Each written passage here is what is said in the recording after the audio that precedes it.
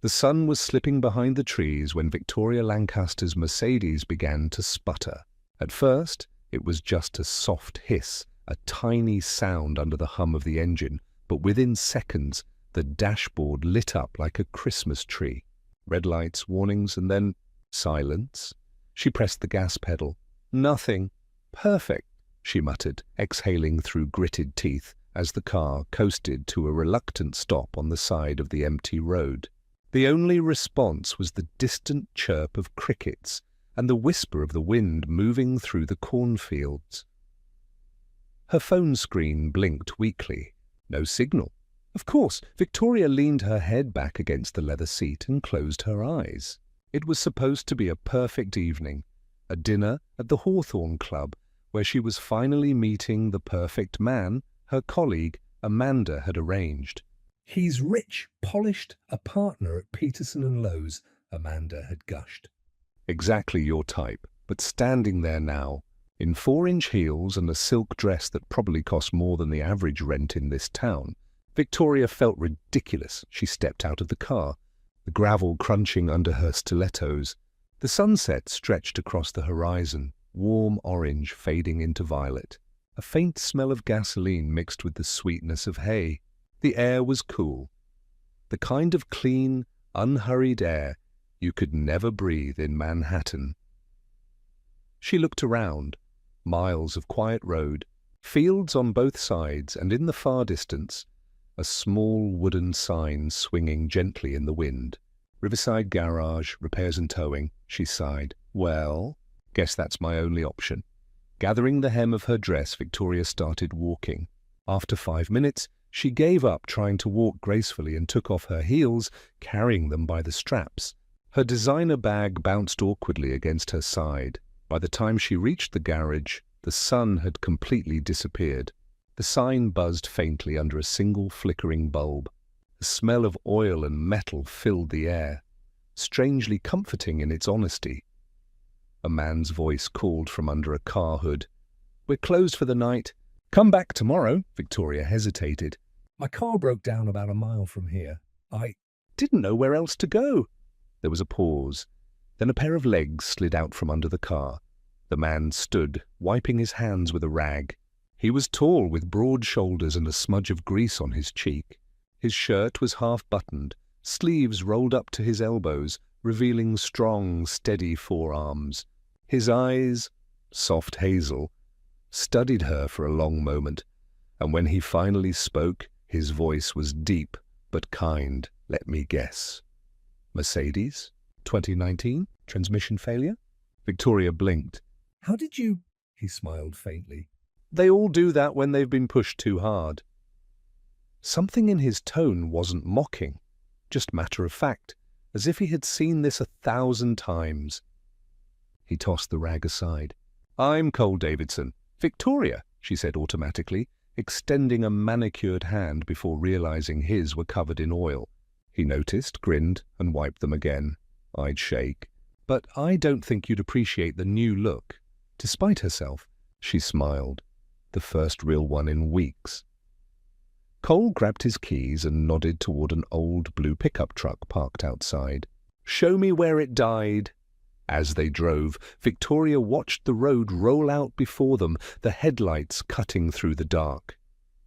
The cab smelled faintly of pine and motor oil, but it felt strangely safe. "You live around here?"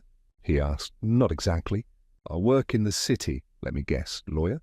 She turned, startled. "How?" He chuckled. The heels, the dress, the expression like you're late to save someone's $1 million deal. "It's a look," Victoria laughed softly. "You're not wrong." When they reached her car, Cole stepped out, opened the hood, and leaned in. He muttered a few things she couldn't understand, then straightened up. "Transmission's gone." "You're not driving this anywhere tonight." Victoria folded her arms, frustrated. "And what do I do?" He glanced toward the dark road behind them. "You can wait here for a tow in the morning. Or," he added after a pause, "you can come with me. My sister's house is a few minutes away. I need to pick up my daughter. I can drop you back in town after." "You have a daughter?" "Yeah, Lily. 7, smarter than me, and definitely better company." She hesitated. "The city rules." The instincts that told her never trust strangers warred with the quiet sincerity in his voice. Finally, she nodded. All right. When they arrived at a small white house, the porch light was already on. A little girl ran out, pigtails bouncing. "Daddy!" She squealed, throwing herself into his arms. Victoria froze. The affection between them was effortless, warm, the kind she hadn't seen in years. Cole introduced her. Lily, this is Miss Victoria. Her car broke down. The little girl turned to her with curious eyes. Hi, Miss Victoria. You're really pretty. Victoria knelt down. "Thank you. You're very kind," Lily grinned. Do you like pizza? Daddy always gets pizza when we have guests. Cole laughed. We don't have guests, sweetheart. This is "An exception." The girl tilted her head. Then she must be special. Victoria's heart softened. For the first time in years, she felt like she wasn't being judged, just seen. Later, as Cole drove her back to town, the cab was quiet except for the hum of the engine. The night air was crisp. The stars stretched endlessly overhead.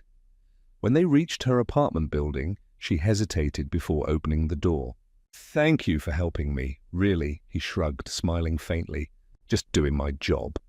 As the truck pulled away, Victoria stood there barefoot on the sidewalk, holding her heels. The city lights looked colder than she remembered, and though she didn't know it yet, that broken-down Mercedes had just steered her toward the only road that truly mattered. When Victoria stepped back into Riverside Garage the next morning, the smell of grease and gasoline hit her like a wave of déjà vu. The same flickering bulb buzzed overhead. The same old radio hummed some forgotten country song. She stood there awkwardly clutching her designer handbag, feeling as though she didn't belong. A woman carved from a world of marble, now standing in one, built from rust and dust. Cole was already there, wiping his hands with that same rag she'd seen last night. Morning, he greeted, his voice steady and calm, as if he'd been expecting her all along. Morning, she replied, a little uncertain. Any luck with the car? He gave her a look that was both apologetic and amused. Fine luck, she frowned. That bad? Transmission's completely shot, he said, gesturing toward the car. I can fix it, but I'll need to order parts from out of town. Earliest it'll be ready is tomorrow afternoon. Tomorrow? She echoed, disbelief rising. But I have a meeting in the city, he finished for her. Yeah, I figured. But unless you've got a magic wand, that car's not going anywhere tonight. Victoria exhaled sharply and rubbed her temple. Great, just great. Cole studied her for a moment, then asked, You got somewhere to stay? She shook her head. I was planning to drive back tonight. He leaned against the counter, thoughtful. I can drop you in town after I pick up my daughter from my sister's place. It's not much, but it's better than waiting here all night. Victoria hesitated. She had never been the type to accept help, not from men, not from strangers, and certainly not from a mechanic in a small town. But something in his voice, calm, sure, without even a trace of pity, made her nod. All right, she said softly. Thank you. Don't thank me yet, Cole replied with a grin. I drive slow. They left the garage a little after 5. The late afternoon sun stretched long golden lines across the quiet road. Victoria sat in the passenger seat of his pickup, her silk blouse catching faint glimmers of light. For the first few miles, neither of them spoke. The hum of the engine and the faint country tune from the radio filled the silence. Eventually Cole broke it. So, lawyer, huh? She turned to him, eyebrows raised. You remember that? He smiled. Hard to forget the way you said it, like it was both a badge of honor and a confession. She let out a soft laugh. That's probably accurate. What kind of law? Corporate. Contracts, mergers, people fighting over money they already have too much of. He glanced at her, his eyes curious but kind. Sounds thrilling. It's not, she said bluntly, surprising even herself with the honesty. It pays well, but... She hesitated, staring out the window at the fading light. Sometimes I wake up and realize I've built a life I don't even recognize. Cole nodded, as if he understood more than he should have. happens to the best of us." When they reached his sister's house, Victoria caught sight of a small, white porch framed by hanging flower pots. Laughter spilled from inside, bright, free, and utterly unfamiliar to her. A little girl ran out the door the moment the truck stopped. "Daddy!" she squealed. Cole bent down just in time to catch her in his arms. Victoria couldn't help but smile. "This is Lily," he said, setting the girl down gently. "Lily, this is Miss Victoria, but the lady with the broken car." Lily's eyes sparkled. "Hi, Miss Victoria. Daddy said your car is fancy." Victoria crouched to meet her gaze. It was fancy before it decided to stop working. The girl giggled. "Daddy says everything can be fixed if you care enough." Victoria blinked, the simplicity of the statement landing heavier than it should. "Your daddy's a wise man." "He's okay," Lily replied with a grin, then tugged on her father's sleeve. "Can she come over for dinner?" Cole chuckled. "She probably has plans, kiddo." Victoria hesitated. Her mind flashed to the cold, quiet apartment waiting for her, the unread messages from her perfect date still sitting in her inbox. "Actually, "Dinner sounds nice." Lily clapped her hands in delight. They ate pizza on the back porch. The evening air was filled with the scent of tomato sauce and cut grass. Lily talked non-stop about school, her cat named Jupiter, and how she wanted to be an astronaut and a ballerina. Cole listened with the patience of someone who'd learned to find joy in small moments. Victoria watched him as he smiled at his daughter, realizing she couldn't remember the last time she'd seen such pure contentment. When Lily ran inside to grab dessert, Victoria turned to him. "You're a good father?" He shrugged. I try." "No," she insisted. "You are. She's happy. That's rare."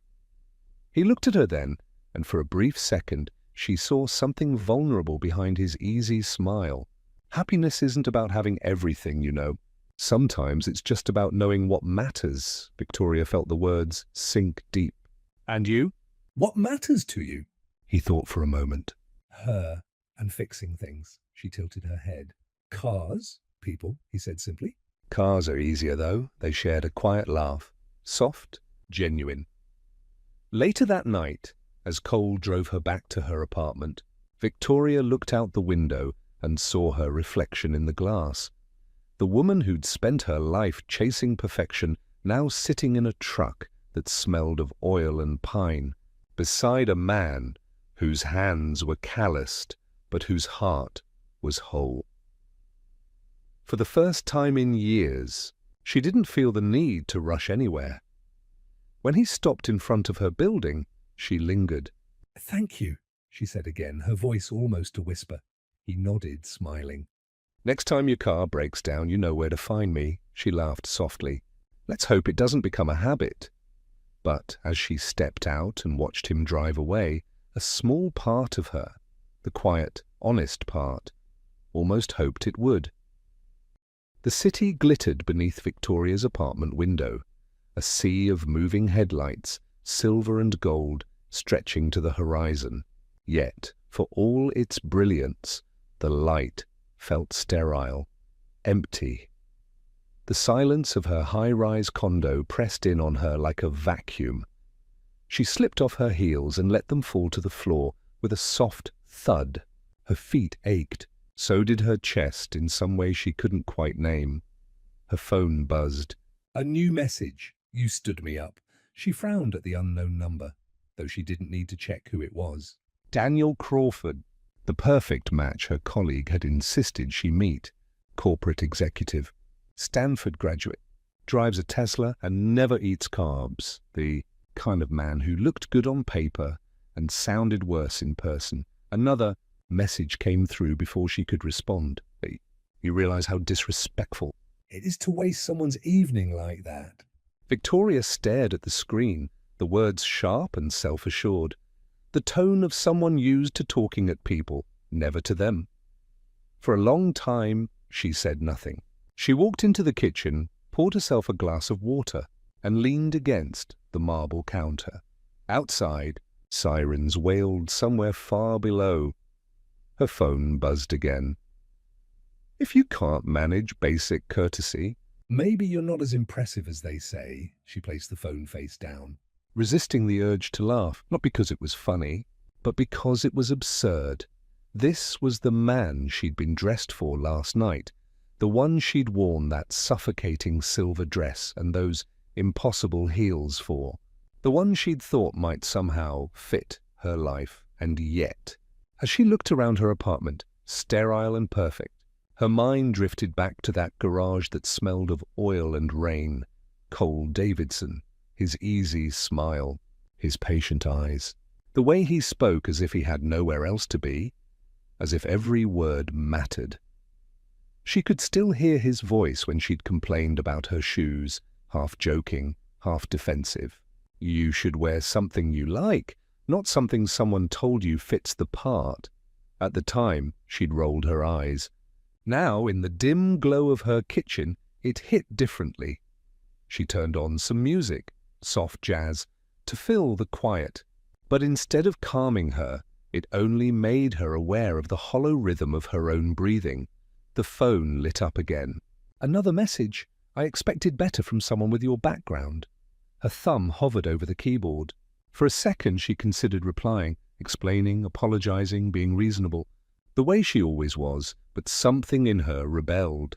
Instead, she opened a new message and typed, "Thank you for showing me exactly what I didn't need." Then she deleted it. She didn't send anything at all. She simply turned off the phone, placed it on the table, and let silence reclaim the room. When she walked into her bedroom, she caught her reflection in the mirror. The same tailored woman she'd seen every day for years. Perfect posture.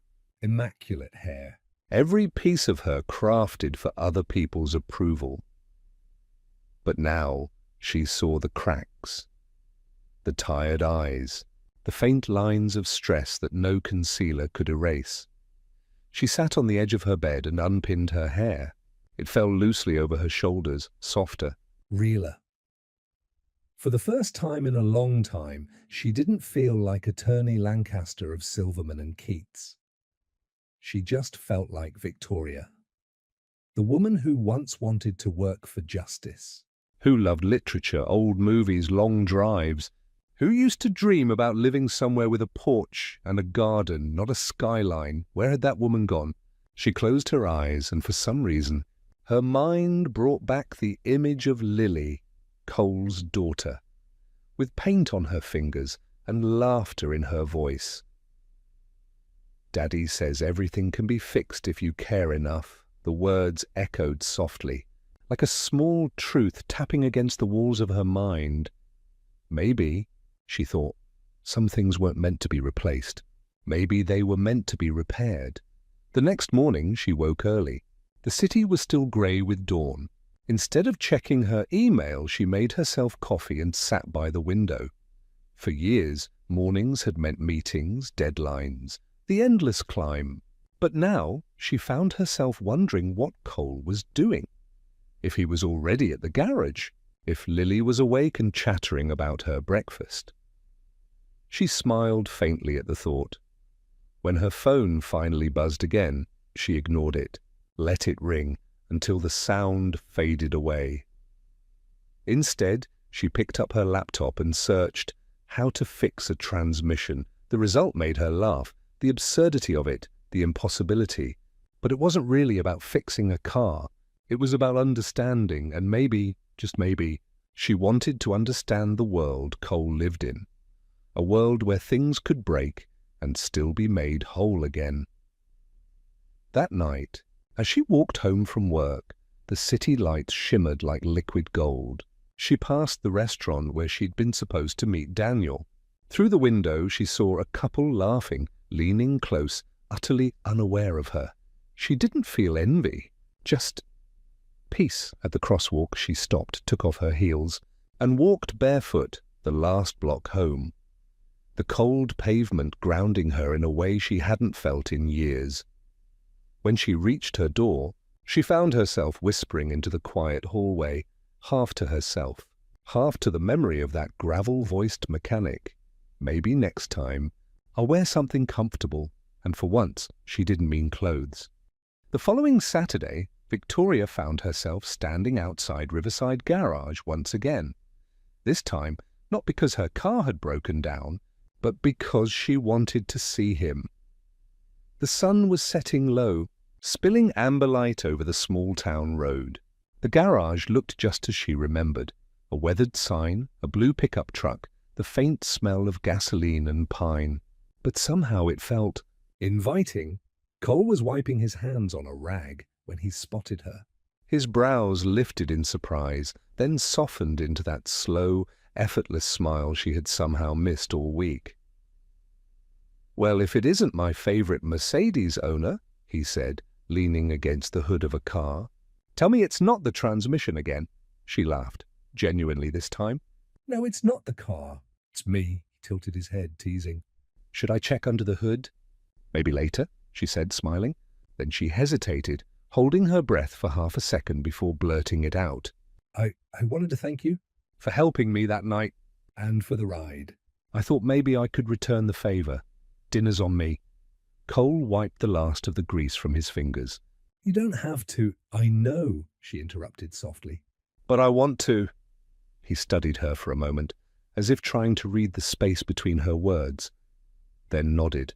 "All right, but only if Lily can come too. She's been talking about the fancy lady with shiny shoes all week." Victoria laughed, covering her mouth. "Then I'd be honored."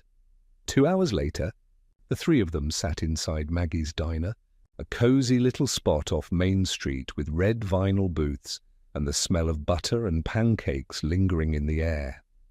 Lily was perched between them, swinging her legs as she drew on a paper napkin with a crayon the waitress had given her. "Daddy, look! It's our car, and that's the lady with the shiny shoes." Victoria leaned over, grinning. "You're quite the artist," Lily beamed. "Daddy says I get it from Mom. She used to paint before she went to heaven." For a moment, silence settled over the table. Victoria's chest tightened, not with pity, but with an ache she couldn't quite name. Cole's smile was gentle, but there was a trace of grief beneath it, quiet and permanent, like an old scar. "I'm sure she'd be proud," Victoria said softly. He nodded. "I hope so." The waitress arrived, setting down 3 plates of food, burgers, fries, and milkshakes. Simple, perfect. Victoria blinked at the sight. "You ordered for me?" Cole chuckled. "You didn't strike me as a salad-only kind of woman." "Don't worry. It's a local specialty." She picked up the burger, laughing. "You'd be surprised how long it's been since I ate something that didn't come in a takeout box." "Then tonight's a good start," he said, raising his glass. "To second chances." She clinked her milkshake glass against his. "To second chances." As the evening went on, the conversation shifted easily on, from work to childhood, from city life to small-town stories. Cole talked about growing up in Riverside, about how he'd taken over the garage after his father passed away. "It's not glamorous," he said, "but it keeps the lights on and the wheels turning, literally." Victoria smiled. "You make it sound like poetry," he shrugged. "Maybe fixing cars isn't that different from law, you know? People bring you something broken, and they hope you can make it right again."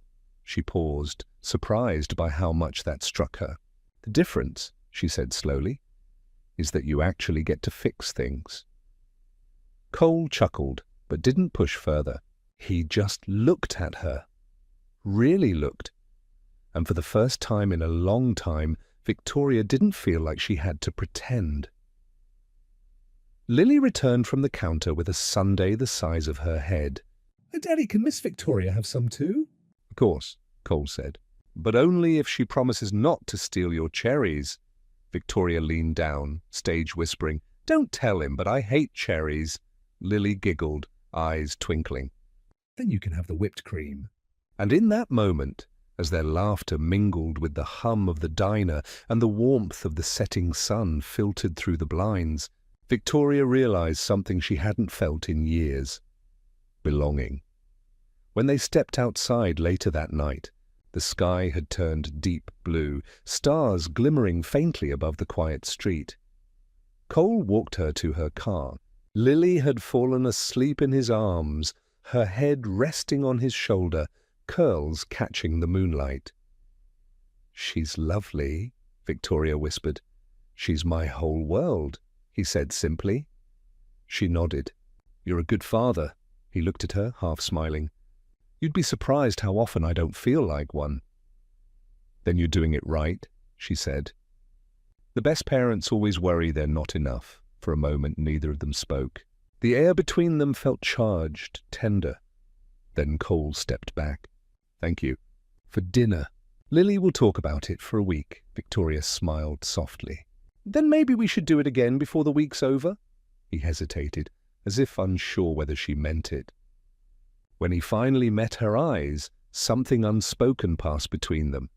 Fragile, new, real. "I'd like that," he said quietly.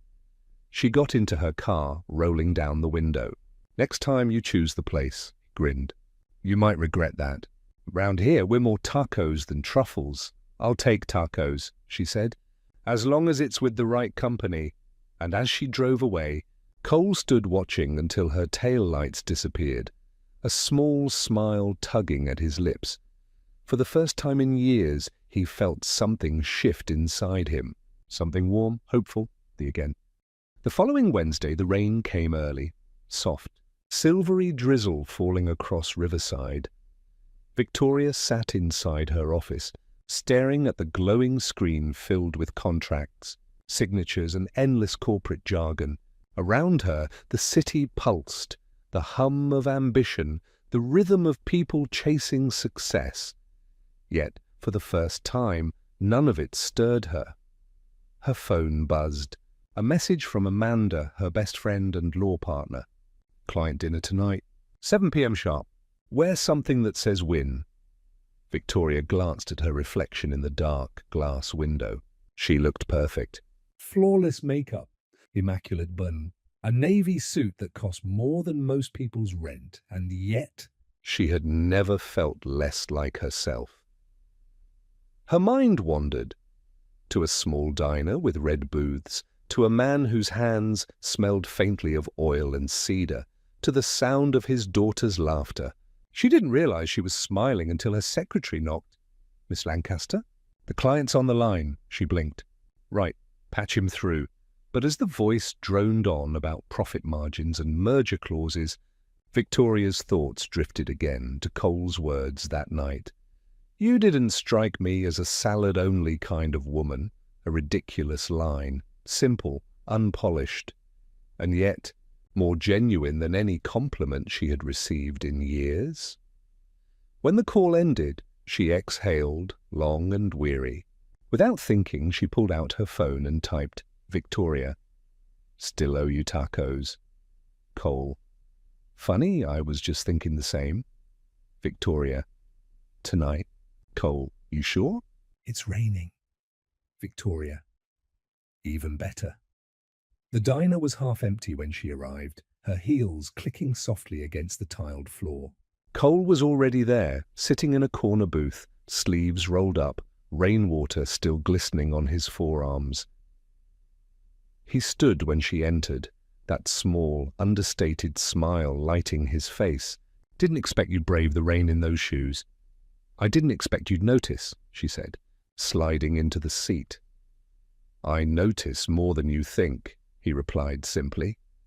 A waitress brought 2 plates of tacos and steaming mugs of coffee. They ate quietly for a while, the rain tapping softly against the windows. There was no rush, no noise, just the gentle hum of a world that wasn't demanding anything of her. Then Cole asked, almost casually, "So, do you like what you do?" She froze for half a second, taco halfway to her lips. "You mean being a lawyer?" He nodded. "Yeah, you're good at it, right?" "I'm "Very good at it," she said, smiling faintly. "That's not what I asked." She looked up, meeting his eyes. They were calm, honest, kind of eyes that made lying impossible. "I used to," she admitted quietly. "When I started, I thought I'd be helping people." Making a difference. But somewhere along the way it became about winning. Billable hours, appearances, success, Cole nodded slowly. That's a hard thing to admit. Victoria laughed softly, but there was no humor in it. You fix cars, Cole. When something's broken, you can see it, touch it, fix it. In my world, everything's broken, but no one wants it fixed. They just want it spun into gold. He leaned back, studying her. Then why keep doing it? She hesitated. Because it's what I'm supposed to do. Supposed to? He repeated. She nodded. It's what my parents wanted. What Amanda expects. What everyone sees when they look at me. And what do you see? The question landed like a quiet thunderclap. She didn't answer. Couldn't. Instead, she looked away, with the rain outside, at her own reflection in the diner window. For the first time, she saw not a successful lawyer, but a woman who didn't know what she wanted anymore. Cole's voice broke the silence. You know, people bring me cars that look shiny, spotless, but inside the engine's falling apart. Guess that happens to people too. Victoria turned to him. You think I'm falling apart? He shook his head. No, I think you're just tired of pretending you're not. For a long moment, neither of them spoke. The rain filled the silence, steady and forgiving. Finally, she smiled faintly. You make it sound so simple. Maybe it is, he said. Maybe happiness isn't about more. Maybe it's about enough. She leaned back, watching him, the corners of her lips curving softly. You should be a philosopher, not a mechanic. Nah, he said, grinning. I just listen. When the check came, she reached for it. I invited you this time. Then next time's on me, he said. Next time? He met her gaze, steady, open. Unless you plan on pretending you don't want there to be one. Her pulse jumped. She didn't answer. Outside, the rain had stopped, leaving the air cool and sweet. Cole walked her to her car again, and just before she opened the door, he said quietly, For what it's worth. You don't look like someone who's lost. You look like someone finally realizing where she is. She looked up at him, eyes soft. And where's that? Right where she needs to be. She didn't know if it was the rain or his words, but her heart ached. In a good way. Good night, Cole, she whispered. He smiled. Good night, Victoria, as she drove away. The town lights blurred behind her windshield, and for the first time, she didn't rush home to her penthouse or to her next case file. For the first time, she just drove aimlessly, freely, and felt like she could breathe again. The following weeks unfolded like a quiet rhythm. Days filled with meetings, calls and contracts that blurred together, and evenings haunted by a memory she couldn't quite shake. Riverside, the smell of oil and rain, Cole's voice, warm, grounded, Lily's laughter echoing faintly in the background. It had only been 2 weeks since that rainy night at the diner, but somehow Victoria found herself taking detours, little excuses that even she didn't believe, just passing through. Thought I'd check on the car. Maybe he forgot to tighten something. Each time, she'd stop at Riverside Garage, pretending she needed something checked, tires, oil, or a strange sound the car was supposedly making. Cole never called her out on it. He'd just smile that knowing smile, wipe his hands on a rag, and ask, So, what's she pretending to do wrong today? And every time she'd laugh. Because deep down, she knew he knew. It became their unspoken routine. Some days, she'd bring coffee. Other days, he'd hand her a glass bottle of lemonade from the mini fridge. They'd talked just about everything and nothing. About how he built the garage from scratch after leaving the city. About Lily's obsession with painting rainbows on everything. About Victoria's favorite book, Jane Eyre. And how, for the first time, she admitted that she envied the heroine's courage to walk away from comfort to find herself. Cole listened, his hands always busy, fixing, adjusting, creating. But his eyes never wandered when she spoke. One afternoon, the air smelled like cut grass and warm asphalt. Victoria sat on the hood of her car, watching him work, his forearms flexed under the sunlight, his expression calm, focused. You really like this, don't you? She asked. He didn't look up. Fixing things? Yeah, no, I mean, Being here, this town, this garage. Now he looked at her, really looked. It's not perfect, but it's real. there's a difference. Victoria smiled faintly. Real sounds nice. You say that like it's something you don't get much of? She hesitated, eyes drifting to the road beyond the garage. My world, everything's about how it looks. Not what it feels like. Cole set down his wrench. And how does it feel being here? She exhaled slowly, like releasing something she didn't know she was holding. Quiet, but not empty. That made him smile. A slow, Knowing smile that felt like sunlight breaking through clouds. As the weeks slipped by, her world began to shift. At the law firm, she caught herself staring out the window instead of at the contracts. Her colleagues' chatter about mergers and bonuses no longer interested her. Amanda noticed first. You've been distracted lately. who's the lucky guy? Victoria had laughed it off, but her heart betrayed her. She could still feel the faint smell of grease and coffee that clung to her memory. She told herself it was nothing. Just curiosity. Gratitude, maybe. A fascination with simplicity. But when she passed the mirror that night, brushing her hair, she saw it, a softness in her eyes that hadn't been there in years. One Saturday, she returned to Riverside again. It was late afternoon, sunlight spilling gold across the garage doors. Lily sat on a crate, painting a flower on a piece of cardboard, humming softly. "Hi, Miss Victoria," she chirped. "Hi, sweetheart." Victoria crouched beside her. That's beautiful. "Who's it for?" "For Daddy, so he remembers to smile when he's tired." Victoria looked up, and sure enough, there was Cole, under a car, his brow furrowed. Lips pressed into a line of concentration. Something inside her melted. When he rolled out from under the car and saw her. Surprise flashed across his face, followed by warmth. You again? I was in the neighborhood? He laughed. "Of course you were." "Don't make fun of me," she said, mock defensive. He stood, wiping his hands. "Wouldn't dare." Their eyes met. Steady, unhurried.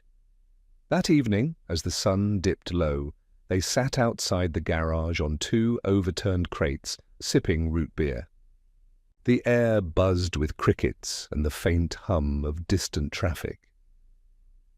"I used to think happiness was somewhere out there," she said quietly. A place you earn, not something you find. And now? "No, I think maybe it's simpler," Cole nodded. "You know, Lily says something like that all the time. She says happiness is when people smile with their eyes." Victoria smiled softly. "Smart kid." "She takes after her mom," he said, his voice dipping just slightly. Victoria turned to him. "She's not." "Past when Lily was 3. Car accident." The quiet that followed was heavy, tender. "I'm sorry," Victoria whispered. He shrugged gently. Life doesn't stop for the bad parts. "You just learn to build again." She looked at him then, really looked, and realized that his strength wasn't loud or showy. It was the kind that rebuilt lives in silence. "I like the man you've built," she said softly. Cole blinked, surprised, then smiled. "And I like the woman you're becoming." She felt her heart stutter, that strange, steady ache of something beginning. When she left that evening, the sky was streaked with orange and pink. She glanced back once more, at the garage bathed in sunset, at the man waving after her, at the little girl spinning under falling leaves for the first time. Victoria didn't feel like she was leaving. She felt like she was on her way back. The sun was sinking behind the rolling hills, casting the town in hues of amber and rose. Riverside Garage stood still in the late light, its tin roof glinting faintly.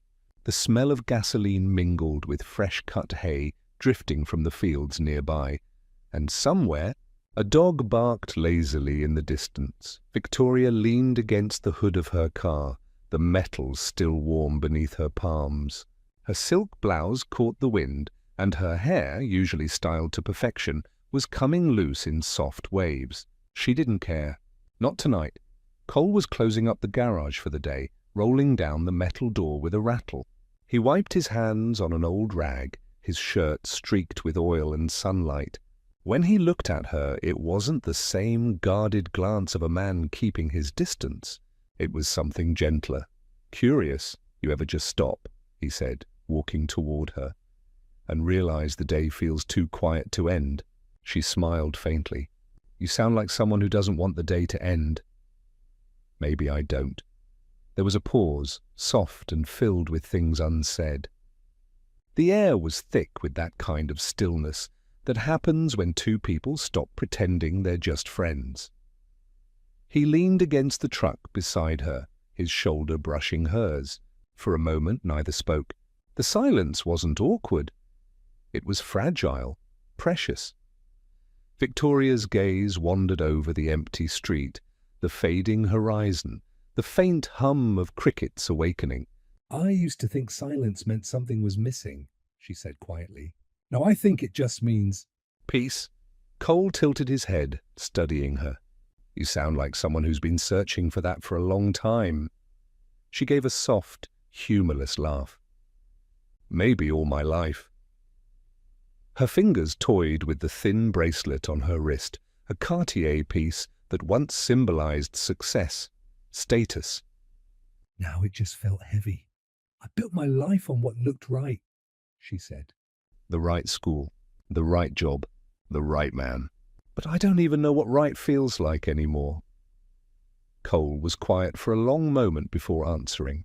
Maybe right isn't supposed to look a certain way. Maybe it's supposed to feel like home. She turned to him, meeting his gaze. His eyes were a deep brown, steady and kind. The kind of eyes that saw through, not at. "And what feels like home to you, Cole?" she asked softly. He smiled, glancing toward the small house down the road, where the porch light flickered on automatically. "That place?" Lily's laughter. "A cup of coffee that's too strong." "Fixing something that was broken." He paused, his voice lower now. "Sometimes." "Talking to you," her heart skipped. The words were simple, but they landed like a confession. She didn't look away this time. "Talking to me?" she teased, though her voice was barely a whisper. "Yeah?" He met her eyes. "You don't talk like people from the city. You don't try to sound smarter than everyone. You just—" "Speak. Maybe that's because you actually listen." A smile tugged at his lips. "And I guess we're both doing something rare." For a moment, the world shrank to just that. The sound of their breathing, the fading glow of sunset painting the garage door gold, and the unspoken current pulling them closer. Lily came skipping out of the house, her small hands clutching a drawing. "Daddy!" "Miss Victoria, look!" Cole bent down, taking the paper from her.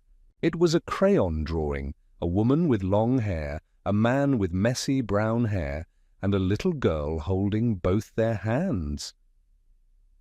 Victoria froze. Her throat tightened. "What's this, sweetheart?" Cole asked gently. "Our family," Lily said simply. Victoria's breath caught. Cole's smile faltered just slightly as he looked between his daughter and Victoria. The air seemed to hold its breath. Then he chuckled softly, ruffling Lily's hair. "That's beautiful, Bug," Lily beamed. Oblivious to the silent storm she'd just stirred, and skipped back inside. When the door shut, the quiet between them changed. Victoria stared at the gravel, her voice trembling slightly. "She thinks I'm part of your family." Cole's voice was low. "She draws the people who make her feel safe." The words sank deep. For the first time in years, Victoria realized she wasn't afraid of belonging somewhere small, somewhere ordinary. She turned toward him, eyes glassy with emotion. "I like the woman I become when I'm here," she whispered. "I don't recognize her anywhere else." Cole's jaw tightened, his expression unreadable. Then he said, quietly but firmly, "I like you too, Victoria." "Even though I know I shouldn't," her heart twisted. "Why shouldn't you?" "Because we come from two different worlds," he said, "and people like me." "Don't get to keep people like you." The rawness in his voice made her chest ache. "Maybe that's not your decision to make," she replied softly. He looked at her then, really looked. like a man seeing sunlight after too long in the dark. For a heartbeat, it felt as though they might close the distance between them. The world slowed, the air hummed, but then Cole took a step back, eyes flickering with restraint. It's getting late. You should head back before the fog rolls in. Victoria nodded, even though her heart screamed to stay. Yeah, you're right. But when she turned to leave, she heard him whisper, barely audible, maybe someday. I won't be. Driving away that night, the fog settled low over the road, And the reflection of the garage lights glowed faintly in her rear-view mirror. For the first time in a long time, Victoria didn't feel trapped between who she was and who she was supposed to be. She just felt alive, and that terrified her. Because deep down, she knew she was already falling for him. the city looked different now. Colder somehow, even beneath the brilliant morning sun. From her office window on the 34th floor, Victoria gazed down at the endless stream of taxis crawling through Manhattan. 6 years she'd spent here, building a reputation, collecting titles, winning cases that never meant anything beyond a paycheck. Today, her resignation letter sat neatly folded on her desk. The firm's name, Henderson, Blake and Myers LLP, gleamed in gold on the door. It had once filled her with pride. Now it felt like a cage. Are you absolutely sure about this? Amanda asked from the doorway, arms crossed, brows drawn tight. Amanda was her closest friend, sharp, loyal, and completely baffled. Victoria nodded. Yes, Amanda sighed, stepping closer. Vic, this place made you. People would kill for your position. Victoria gave a small, weary smile. That's the thing, Mandy. It made me. But not in a way I like, Amanda frowned. This is about that mechanic, isn't it? Victoria froze. It's not about him, isn't it? Amanda's tone softened, almost pitying. You met him, and suddenly you want to throw away everything you've built. Victoria shook her head. No, Amanda. He just reminded me there's more to life than winning. For a moment, the city noise filled the silence between them.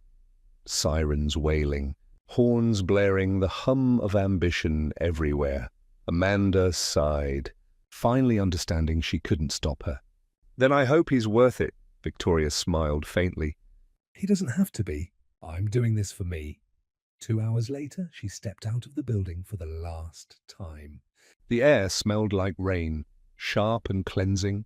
She walked without direction, her heels echoing on the wet pavement, until she stopped in front of a small, non-profit office tucked between 2 coffee shops. The sign read, Community Legal Access, Helping Families Find Justice. A week ago, she had seen the posting for an open volunteer position.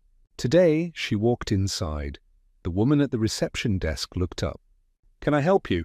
Victoria smiled, nerves tingling. Yes, I'm here to apply. By late afternoon, she had a new job title, Pro Bono Counsel. No corner office, no assistant. No paycheck worth boasting about.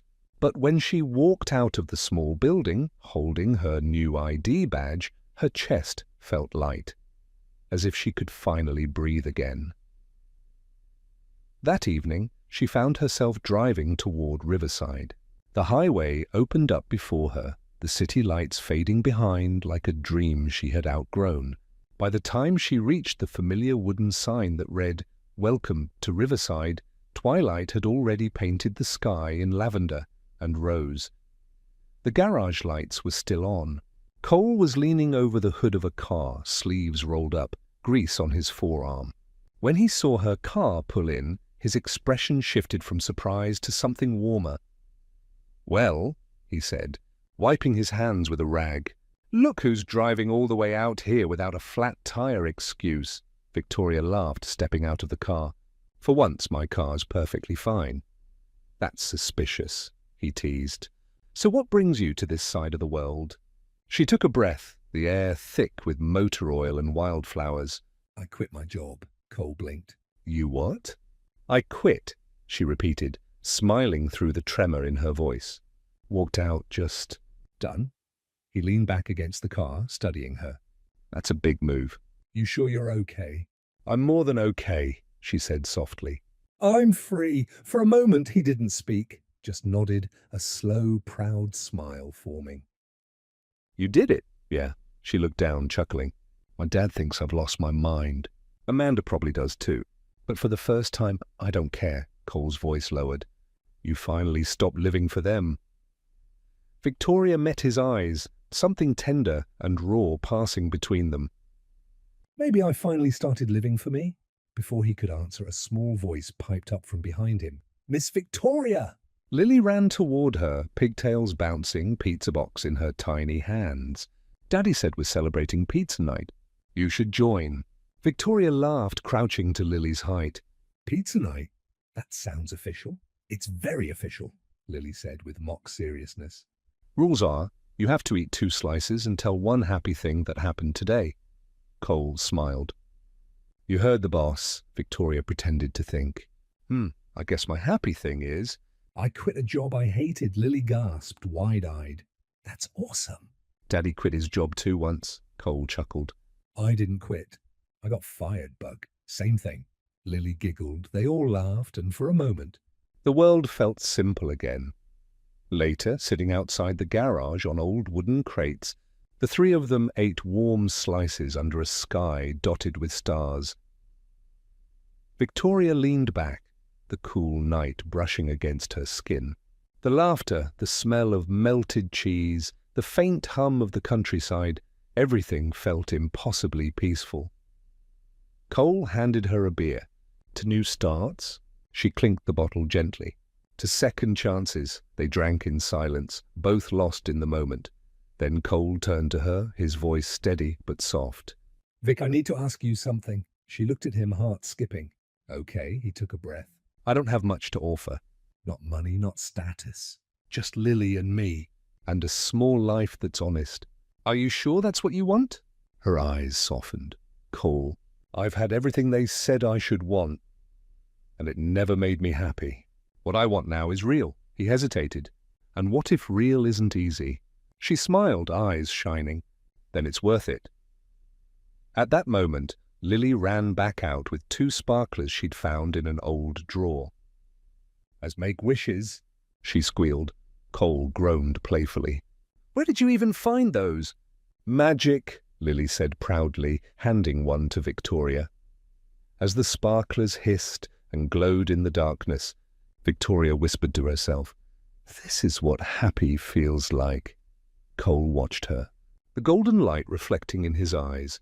He didn't say a word.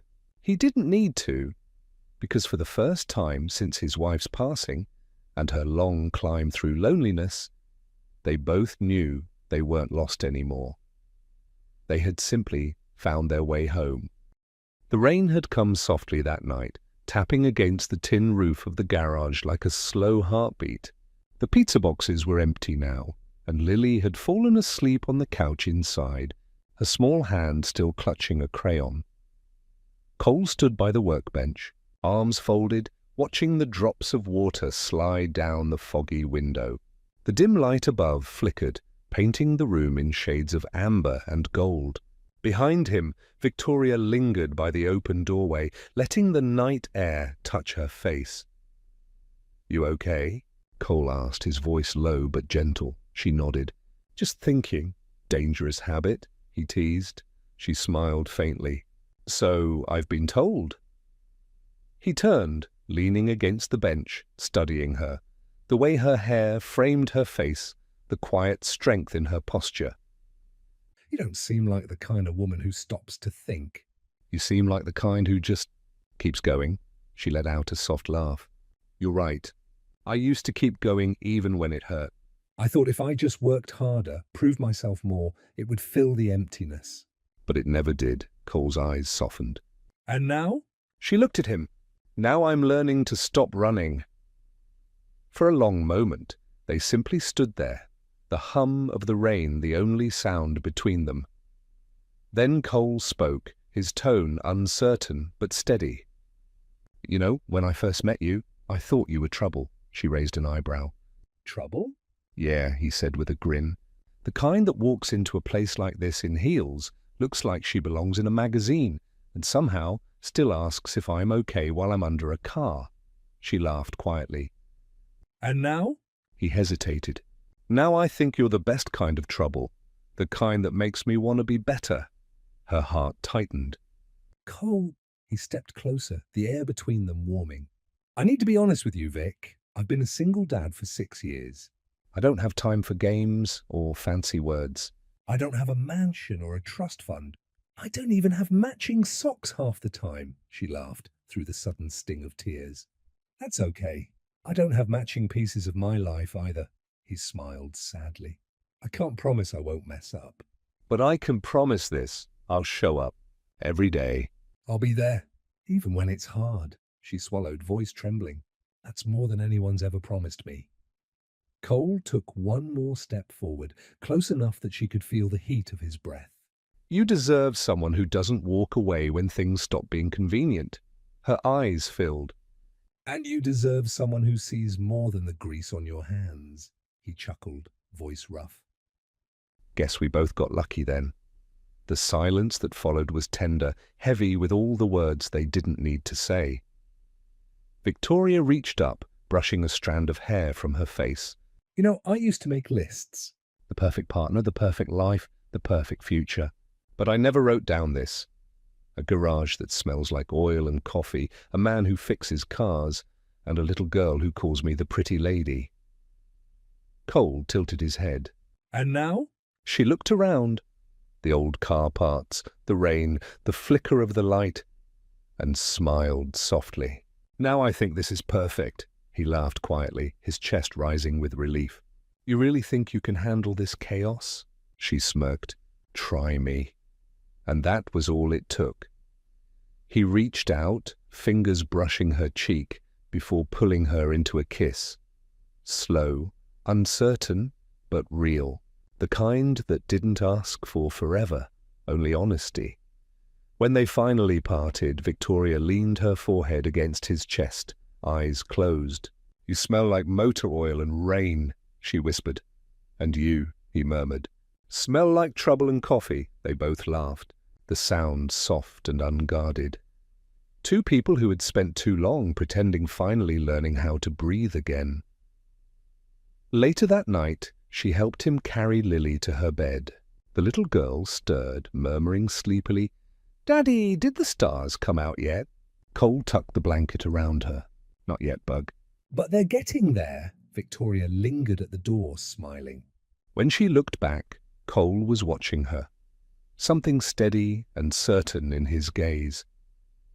Stay for a while, he said quietly. She hesitated, then nodded. Okay, they sat outside under the porch roof, the rain finally easing into mist.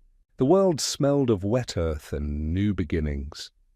Cole glanced sideways. You know, you don't have to fix everything right away. It's okay to just be, Victoria smiled, the corners of her lips trembling. That's new for me, but maybe I can learn. You can, he said softly. You already are. She looked up at him, and for the first time there was no fear, no pretense. Just gratitude. For the broken car, the wrong turn, the man who saw her when she couldn't see herself. Cole, she whispered. I don't need perfect. I just need real. He reached out, taking her hand in his. Then you're in the right place. The porch light flickered once more, and they sat there in comfortable silence. Two souls finding shelter not from the storm, but within it. The late afternoon light spread across Riverside like honey, thick, golden, and slow. The air carried the scent of cut grass and motor oil, a strangely comforting mix that had come to define home for Victoria Lancaster. It had been a full year since the night of the rain and the confession. A year since she'd said yes, not to marriage, but to staying, to trying. To loving honestly. Now she sat on the wooden steps outside the garage, a glass of lemonade sweating in her hand. Cole was bent over the open hood of a dusty old pickup, humming under his breath to a country tune playing faintly from the radio.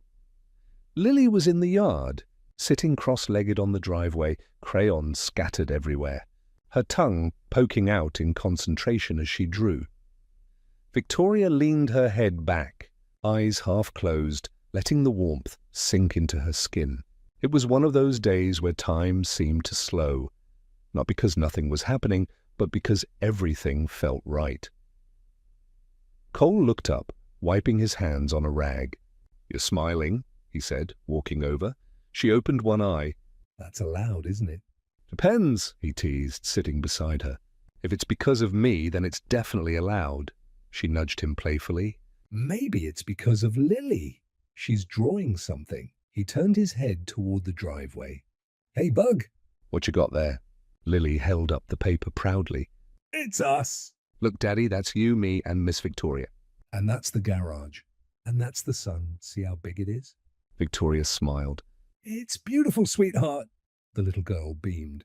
"It's our family," she said, so simply, as if it had always been true. Cole's throat tightened. He exchanged a glance with Victoria, whose eyes shimmered softly. "Yeah, it is," he said quietly. "It really is." For a while they sat in silence, watching Lily draw another sun. Victoria spoke first. "You know, a year ago I would have never believed I'd end up here, sitting in a garage, drinking lemonade, feeling completely—" "Content." Cole tilted his head. "You make it sound like a bad thing," she laughed. "No, it's the best thing. "It's just new." I used to think happiness had to come from big wins, promotions, trophies, luxury apartments. "But this." She gestured at the yard, the sound of Lily humming, the smell of grease. "This feels real." He leaned back, stretching his arms behind him. "That's because it is." She looked at him, eyes glinting. "You always know the right thing to say," he chuckled. "Nah, I just say what's true." Then, as if remembering something, Cole stood up and walked into the garage. She watched him disappear behind the workbench, rummaging through drawers. When he came back, his hands were slightly greasy again, but this time he was holding a small velvet box. Worn at the edges, Victoria froze. He knelt down, not dramatic, not rehearsed. Just quiet, honest, like everything he did. "I don't have diamonds or gold," he began softly. "This was my grandmother's ring. She used to say love doesn't need to sparkle. It just needs to last."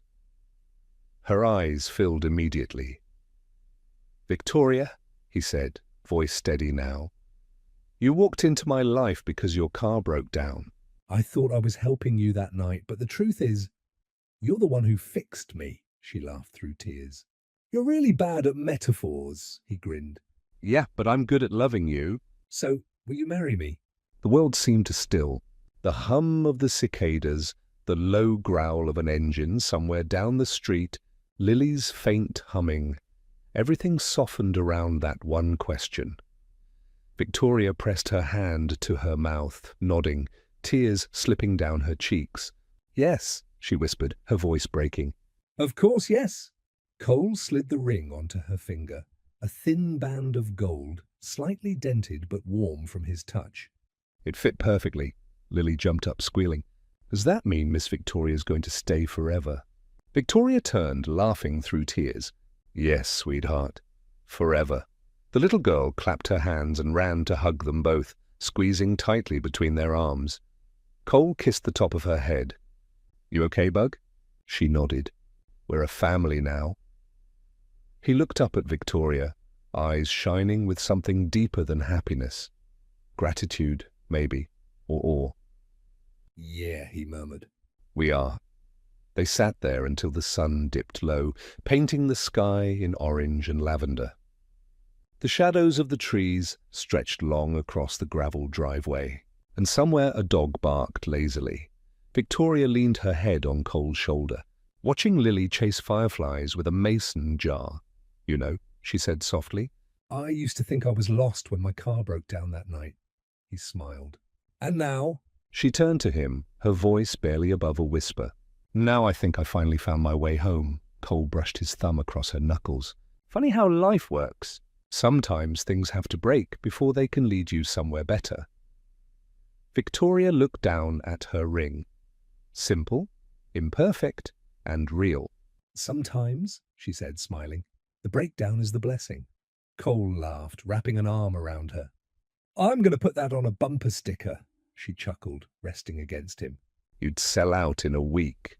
He kissed her temple, whispering against her hair. You're my best decision, Vic. She closed her eyes, feeling the rhythm of his heartbeat against her. You're my right place. The golden light faded into dusk and the world settled into stillness, a quiet, complete kind of happiness that didn't need to be loud to be known.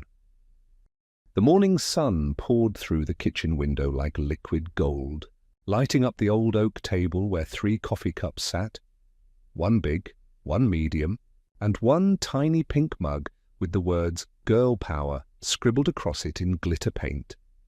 Lily was already dressed for school, her backpack nearly as big as she was. She was humming softly, braiding her doll's hair while munching on toast. Cole leaned against the counter, reading the paper. Though he hadn't turned a page in 10 minutes, his attention kept drifting toward Victoria, who stood by the stove, her hair tied messily, wearing one of his flannel shirts over jeans. Something smells good, he said, pretending to stretch but mostly just watching her. Victoria smirked without turning around. You say that every morning and it's the same thing every time. Eggs, toast and burnt coffee. He grinned. I'm a man of consistency, Lily giggled. Daddy just likes Mommy's cooking 'cause he's in love. Cole raised a brow. You been reading romance books again? No, she said proudly. But Miss Parker at school says when people stare at each other like that, it means love. Victoria turned, laughing, a faint blush rising in her cheeks.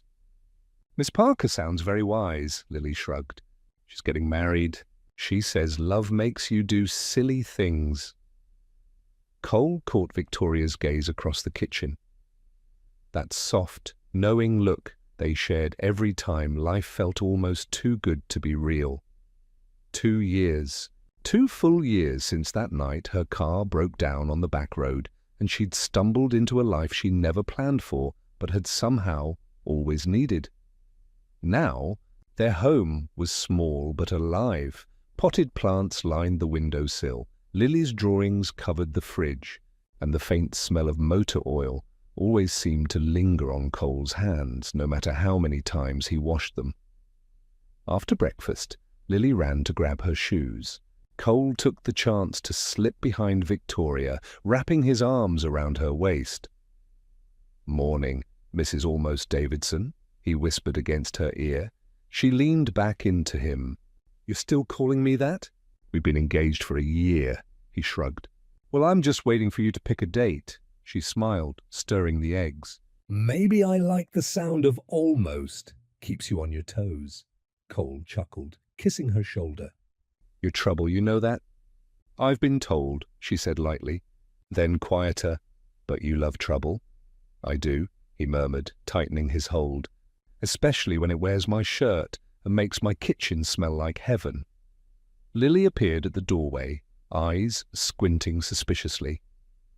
Are you two hugging again? Victoria laughed. Caught us red-handed. Yuck, the girl said, though she was smiling. You're going to be late, Daddy, Cole sighed dramatically. Fine. Let's go, Bug.